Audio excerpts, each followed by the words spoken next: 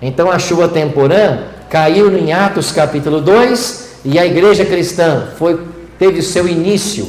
A semeadura do evangelho começou. A primeira chuva caiu. E essa chuva parou de cair? Não. Toda a dotação do Espírito, ao longo de toda a história da igreja cristã, da Idade Média e da atualidade, é obra da chuva temporã. O Espírito que nós recebemos hoje, chuva temporã. E nós aguardamos a vinda da chuva serôdia. Então a história da igreja cristã se abre e se fecha com a ação pontual do Espírito Santo. Por que isso é importante? Porque sem o Espírito Santo, nós estamos entregues às forças do mal.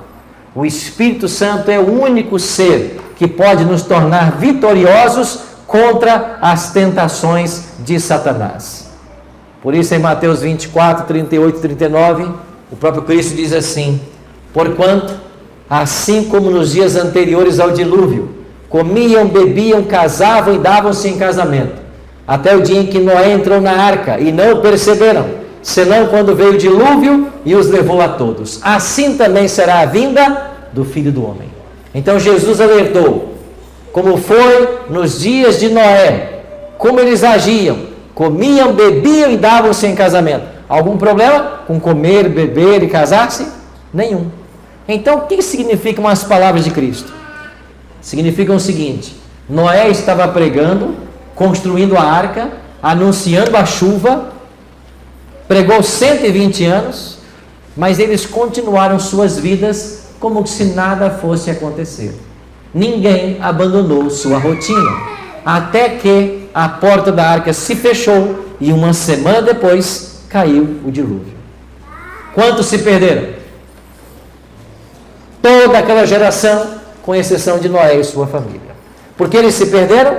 Porque eles não deram ouvido à voz profética. Então Cristo toma esta cena como um paralelo daquilo que está acontecendo em nossos dias. Em Gênesis 6, a Bíblia diz o motivo pelo qual Deus enviou o dilúvio.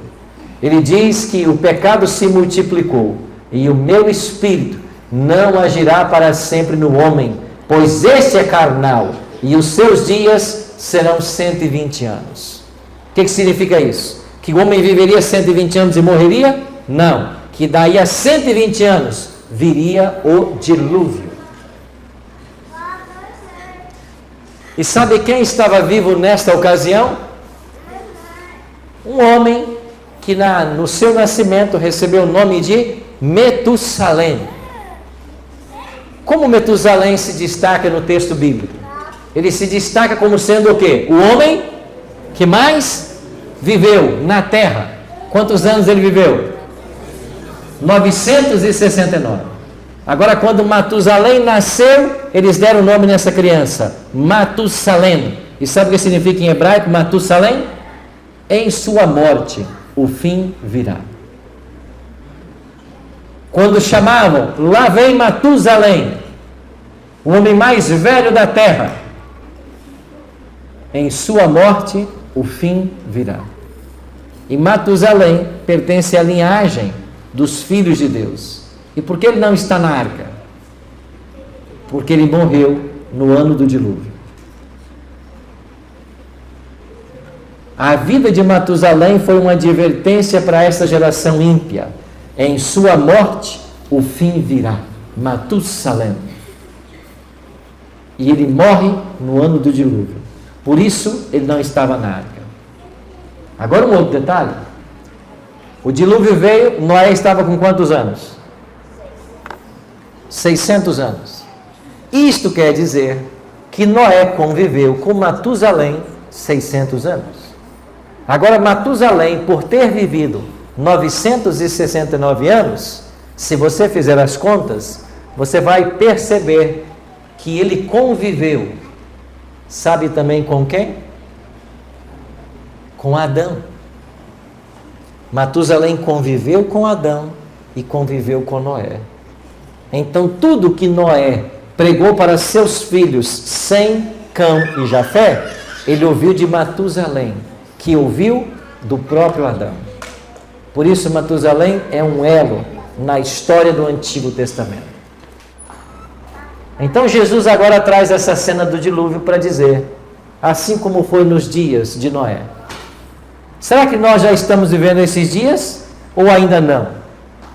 Eu trouxe algumas reportagens para vocês. Criança de 3 anos pode ser enterrada viva em Turiaçu. Outras crianças enterraram ela viva e a criança morreu. Você não acha que o Espírito de Deus já está se retirando da terra? Homem, esposa e a filha de 5 anos em Osasco, na Grande São Paulo. Como que alguém tem coragem de tirar a vida do cônjuge, de um filho?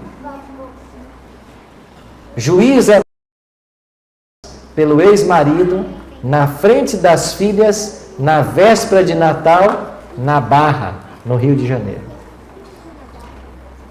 O Espírito Santo se retirando da terra. Por isso, amigos, Jesus disse que nós devemos estar atentos, porque assim como foi nos dias de Noé, será no dia da vinda do Filho do Homem. O meu Espírito não agirá para sempre, é o que disse Deus para aquela geração.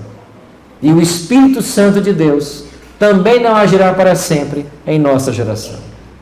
É por isso que eu e você devemos buscar pelo Espírito.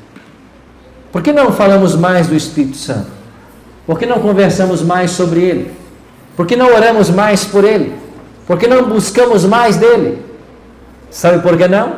Um dos motivos é que o diabo teve muito sucesso em trazer para dentro da nossa igreja a ideia de que pentecostal não é bíblica.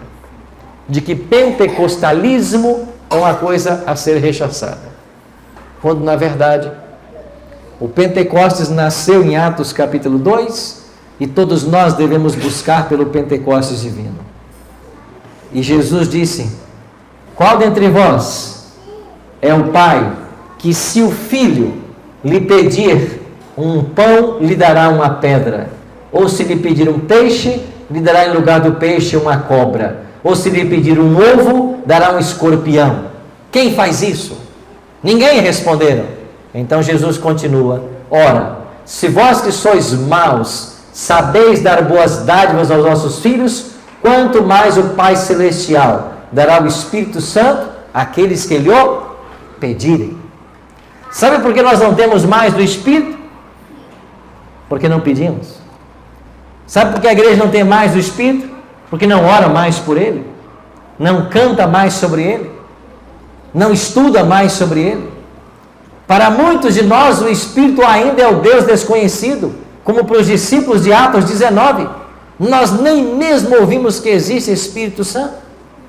Então o desafio para nós, meus queridos, é entendermos quem é a terceira pessoa da divindade, qual é a sua obra, até porque na obra dele reúne a nossa única esperança.